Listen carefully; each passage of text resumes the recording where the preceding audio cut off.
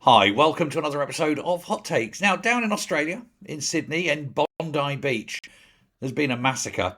There was a Jewish festival for the first day of Hanukkah, and they were on the beach. They were celebrating, having a good time, families, etc. Bit of a Barbie, who knows? And then two men came in, opened fire, and they've killed at least 10. There's 10 dead at the moment. There's at least 18 in hospital, some very seriously injured. The death rate, well, it could increase. One of the attackers is dead. The police dealt with him in the correct way. If only they'd dealt with him in the correct way before he shot anyone. The other one's been taken into custody. Australian police, though, are not releasing any details of the attackers. Isn't that a funny thing? Isn't that weird? They're not saying who they are, their names, or their descriptions. And because they're not saying that, they don't need to, do they? We know. We know. Now, if I had cockroaches in my house, I'd get a pest removal firm in to eradicate the pest.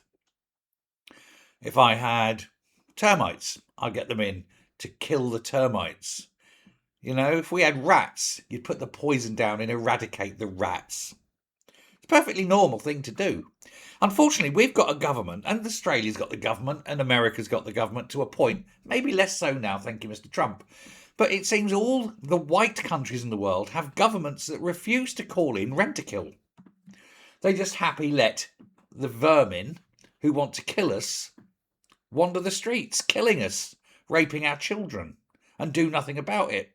They are happy for us to be genocided, for our cultures to be eradicated, our heritage forgotten. And they're working towards this because they're not defending us.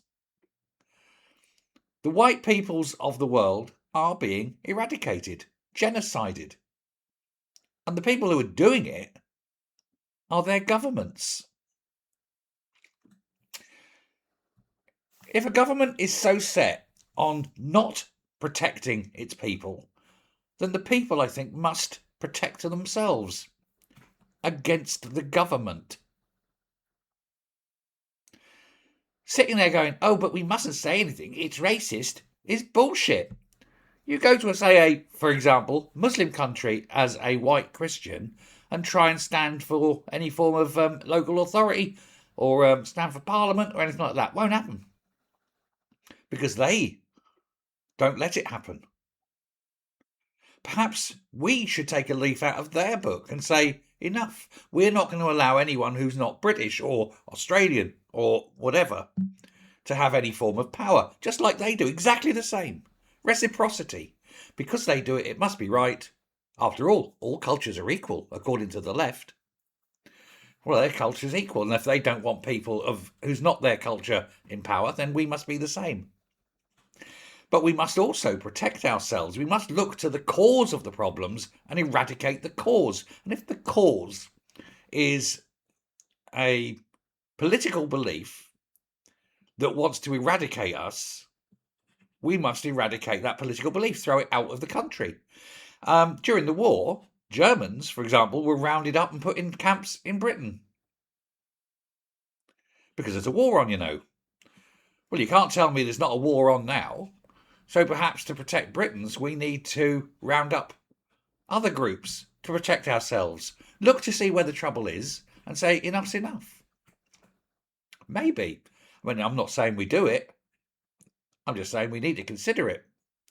Because unless we stop the problem, there won't be a problem anymore, because we won't be here anymore, because our governments will be happily leading us into the death camps, into the ovens, because they refuse to stand up and protect us.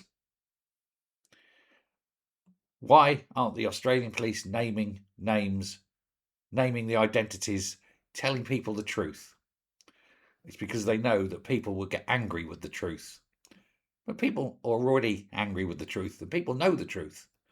And what's making it worse is the police keeping it secret, because the people now see the police as the enemy. Thank you very much.